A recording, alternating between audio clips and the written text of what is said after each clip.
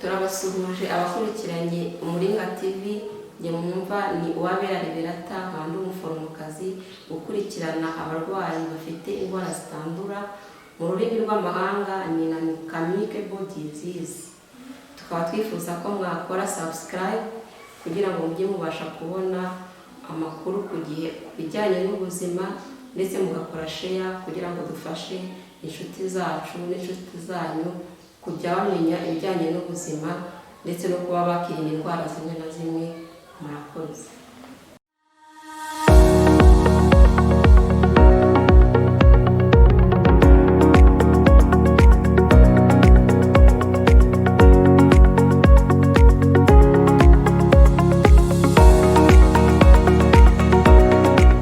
Nk'uko nari maze kubibabwira ko ndi umuforomo ukurikirana abarwayi bafite indwara zitandura, uyu munsi tugiye kuganira ku ndwara zitandura, harimo umuvuduko w'amaraso, hypertension mu rurimi rw'amahanga, tuganire kuri diabete nayo ni indwara itandura, indwara y'isukari nyinshi mu mubiri, ndetse na asima ni indwara ifata mu buhumekero. Izo nizo ndwara tuzaganiraho kuri iyi channel yacu. Akaba uyu munsi nyirizina tugiye kuganira ku muvuduko w'amaraso. Umuvuduko w'amaraso rero reka mbanze mubasobanurire icyo ari cyo.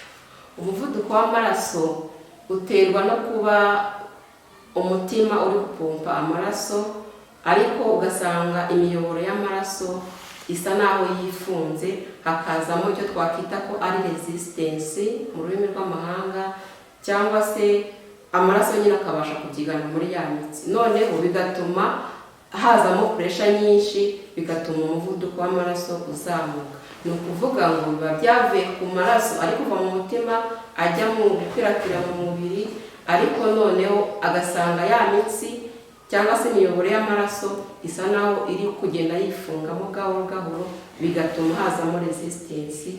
Ubwo noneho tukavuga ko umuvuduko w'amaraso wazamutse. Gusa ntabwo umuvuduko w'amaraso ushobora kuwurebesha amaso ngo bimenye, cyangwa se ngo umuntu ubwe yicare avuga ati ngo uyu umuvuduko w'amaraso, ahubwo bisaba ko aza akipimisha, tukamupima tukareba koko niba afite umuvuduko w'amaraso cyangwa se atawufite, tubirebeye mu gikoresho cyo gupima umuvuduko w'amaraso. Iyo rero dusanze afite umuvuduko w'amaraso turamufasha, tukamugira inama, cyangwa se byaba ngombwa ko tumuha imiti tukayimuha. Nyuma rero y'uko umuntu amenye ko arwaye umuvuduko w'amaraso, reka tube twababwira no ku bimenyetso umuntu ashobora kugaragaza. Icya mbere rero ku bijyanye n'ibimenyetso, umuvuduko w'amaraso ubusanzwe ntabwo uhita ugaragaza ibimenyetso. Ushobora kubana nawo imyaka irenze myinshi ufite umuvuduko w'amaraso uri hejuru, ariko nta kimenyetso na kimwe ugaragaza. Nibyo nakwita ko ari sinye ya mbere y'umuvuduko w'amaraso. Ni ukuvuga ngo umuvuduko w'amaraso akenshi nta bimenyetso ugaragaza, ariko noneho hari igihe biba ngombwa ko umuvuduko w'amaraso ugaragaza ibimenyetso, harimo kureba icyezikezi, kuzungera, kubabara umutwe, guhumeka bigoranye rimwe na rimwe iyo uri kuzamuka nk'ahantu, cyangwa se urimo ugenda nk'abakora siporo akaba yabyumva ko ariko wahagera vuba. Ibyo ni ibimenyetso by'umuvuduko w'amaraso. Ariko nanone nabibasobanuriye ko kenshi umuvuduko w'amaraso utagaragaza ibimenyetso. Ubwo rero iyo utangiye kugaragaza ibyo bimenyetso utari wakakoresheje ibizamini, cyangwa se utari wikontroza ngo urebe, icyo gihe iyo ubibonye wakagombye kwihutira kugana ku bigo nderabuzima bikwegereye, bakagufasha bakagupimira bakareba. Ikindi, umuvuduko w'amaraso ubwo nyuma yo kumenya ibimenyetso byawo, twababwira ibice by'umuvuduko w'amaraso.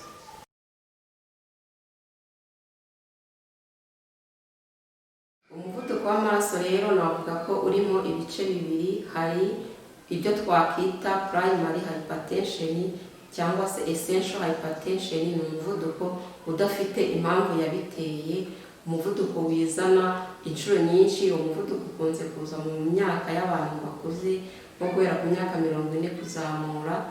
Hakaba n'umuvuduko twakwita ko ari secondary hypertension. Ni umuvuduko uturutse ku mpamvu runaka, inshuro nyinshi ni umuvuduko ushobora kuba watewe n'indwara runaka, yenda umuntu ufite diyabete akaba ashobora kurwara umuvuduko, umuntu ufite impyiko, urwaye impyiko nabwo ashobora kurwara umuvuduko w'amaraso, hakaba umuntu ufite uburwayi bw'umutima nabwo bikamutera umuvuduko w'amaraso.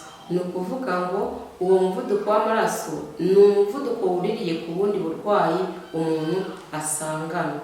Nanone ku muvuduko, kuri uwo muvuduko watewe n'ikindi kibazo, inshuro nyinshi uzasanga baguha imiti niba waratangiye kwivuza, ariko usange ntabwo biri kujya ibipimo byawe bimanuka.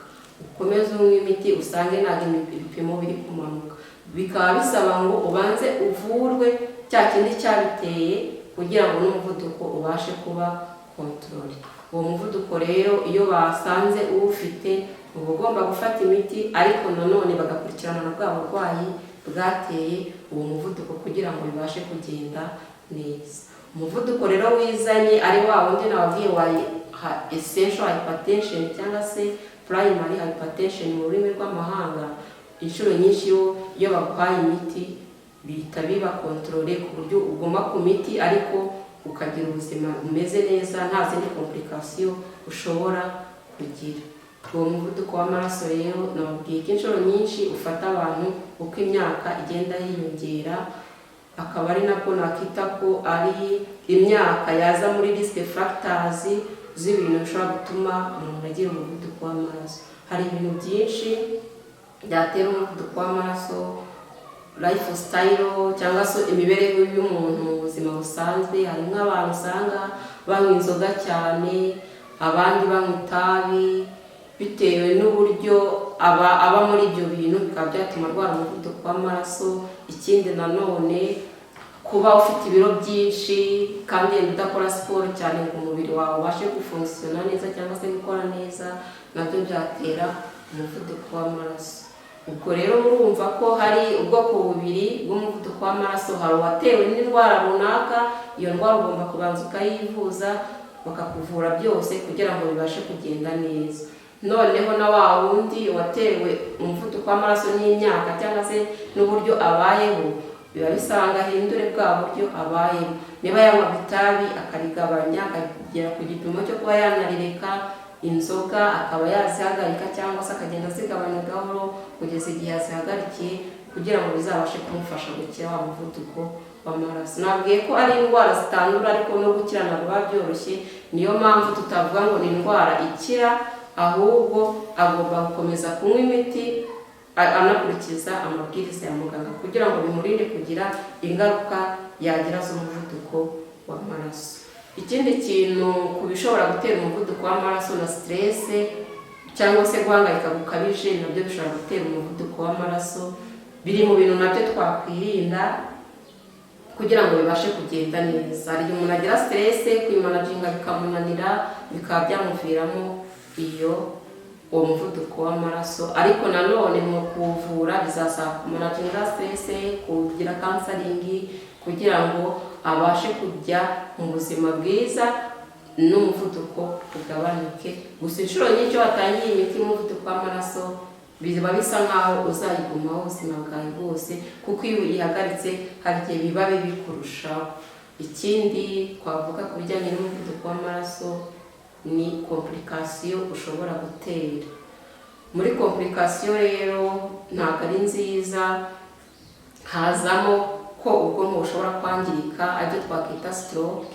Icyo gihe iyo byageze kuri icyo kigero biba bitoroshye kuko ushobora kuhasiga ubuzima, cyangwa se niyo utasigara ugasiga wangiritse umubiri, ushobora kuba pararize, ugasanga ukenera kubaho buri gihe ufite umuntu wo kugufasha kubaho, wo kuguterura, wo kukuhagira. Murumva ko atari ibintu umuntu yakifuriza undi, akaba ariyo mpamvu tubasaba kubyirinda cyangwa se kuba mwagana amavuriro hakiri kare kugira ngo mubashe kuvurwa ku gihe, twirinde izo mbogamizi. Ikindi muri complication za hypertension harimo kuba hari ingingo zimwe na zimwe cyangwa se organe zo mu mubiri zangirika. Ushobora kurwara diabete mu gihe utari uyifite bivuye ku muvuduko w'amaraso, ushobora kurwara umutima bivuye ku muvuduko w'amaraso, ushobora kurwara impyiko bivuye ku muvuduko w'amaraso, kandi ibyo byose nabyo ni ibintu bitari byiza mu buzima bw'umuntu. Urumva ko rero icyiza ari uko umuntu yakisuzumisha mbere y'igihe kugira ngo amenye ko awurwaye cyangwa atawurwaye. Wasanga uburwayi ugatangira kwikurikiranisha kwa muganga bakagufasha hakiri kare. Icyo rero cyari cyo kiganiro uyu munsi twari dufitanye ku bijyanye n'umuvuduko w'amaraso.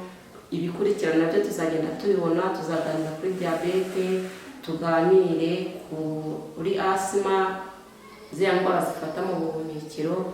Tubifuje rero kuzakomeza gukurikirana ibiganiro byacu, tuzagenda tubagezaho n'ibindi bitandukanye mu buzima ku bijyanye n'ubuzima.